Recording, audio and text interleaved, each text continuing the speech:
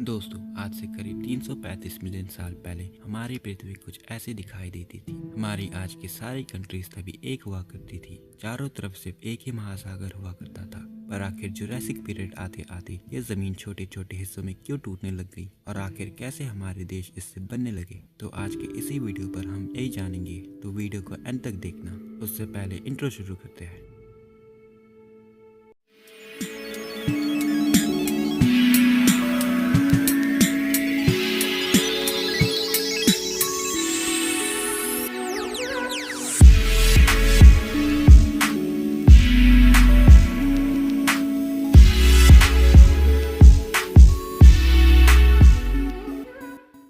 दोस्तों, करोड़ों सालों पहले हमारी धरती एक हुआ करती थी। मतलब सिर्फ एक ही कॉन्टिनेंट हुआ करता था तभी, जिसको पैंजिया नाम दिया गया। दोस्तों, पैंजिया नाम का मतलब है ऑल लैंड, जिसको एंशियंट ग्रीक के नाम पैन, जिसका मतलब है सभी, और जिया, जिसका मतलब है जमीन, उनसे लिया गया है। ये चारों तरफ से सिर्फ एक ही महासागर पैंथलसा से घिरा हुआ था, जिस पर पैंजिया एक सी शेप के आकार का दिखाई देता था। पर दोस्तों, आज जब हम अपनी कंट्रीज को देखते हैं तो वो अलग अलग जगह दिखाई देती है। पर ऐसा क्यों? क्या पैंजिया महाद्वीप काल्पनिक थी? क्या ऐसा कुछ एग्जिस्ट करता भी था? इसका एक ही जवाब है नहीं। तो फिर ये हमें कैसे पता चल पाया कि आज से 335 मिलियन साल पहले हमारी पृथ्वी ऐसे दिखाई देती थी? इसका क्रेडिट सिर्फ एक ही शख्स को जाता है, अल्फ्रेड वैगनर, जिन्होंने सबसे पहले ये प्रूफ किया था कि पैंजिया आज से करोड़ों सालों पहले एग्जिस्ट करता था और आज के कॉन्टिनेंट्स तभी एक साथ जुड़े भी हुए थे। उन्होंने इसका नाम पैंजिया थ्योरी दिया। पर बाकी साइंटिस्टों को शुरू में उनकी थ्योरी गलत नजर आ रही थी। उन्होंने उनकी थ्योरी को गलत ठहराया। दोस्तों, अल्फ्रेड वैगनर ने अपनी पैंजिया थ्योरी में एक मेजर पॉइंट के बारे में बात किया था, कॉन्टिनेंटल ड्रिफ्ट।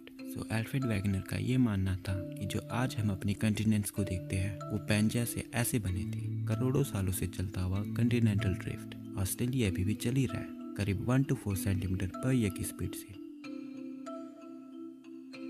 तो बाकी साइंटिस्टों को ये गलत इसलिए लग रहा था क्योंकि अल्फ्रेड वैगनर ने कॉन्टिनेंट्स के ड्रिफ्टिंग को प्रैक्टिकली प्रूफ करके नहीं दिखाया था। तो अब बात करते उन बाकी पॉइंट्स की जिससे अल्फ्रेड वैगनर ने ये प्रूफ कर दिया था कि आज से 335 मिलियन साल पहले हमारे सातों कॉन्टिनेंट्स एक सिंगल सुपर कॉन्टिनेंट पैंजिया का हिस्सा हुआ करता था।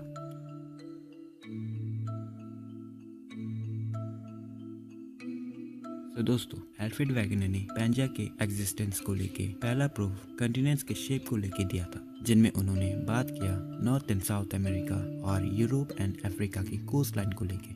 उन्होंने ये बताया कि साउथ अमेरिका और अफ्रीका की कोस्ट लाइन आपस में सिमिलर दिखाई देते हैं, वैसे नॉर्थ अमेरिका और यूरोप भी कुछ ऐसे। इवन आप सभी देखोगे तो आपको भी यही लगेगा कि ये एक समय में आपस में जुड़े हुए थे, बिल्कुल एक पजल की तरह, जिसके कुछ मिलियन साल बाद इन चारों कंटिनेंट्स की सेपरेशन होने के बाद अटलांटिक ओशन का फॉर्मेशन हुआ। अगर आप एक चीज पर गौर करोगे तो आपको ये एस अल्फाबेट नजर आएगा, जो कि दिखने में बिल्कुल इंटरेस्टिंग लगता है।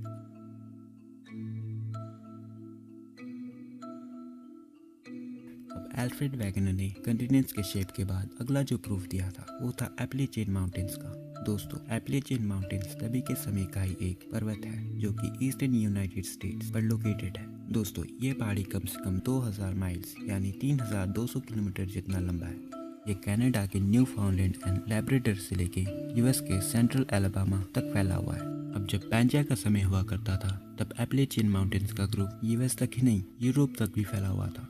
लेकिन जब पैंजिया ब्रेक हुआ तब एपलेचियन माउंटेन्स के ग्रुप दो हिस्सों में डिवाइड हो गए थे, नॉर्थ अमेरिका और यूरोप। जिसके कुछ मिलियन साल बाद जब नॉर्थ अमेरिका और यूरोप दो अलग अलग कंटिनेंट्स बनके तैयार हुए, तभी से ये माउंटेन्स इन दोनों कंटिनेंट्स में पाए जाने लगे। और बाद में जाके अल्फ्रेड वैगनर ने यही एविडेंस दिया था पैंजिया के एग्जिस्टेंस को लेके, क्योंकि जो माउंटेन कभी एक जगह पर पाया जाता था वो अब दो जगह पाए जाते हैं। तो ये भी एक बहुत बड़ा सबूत है पैंजिया के होने का।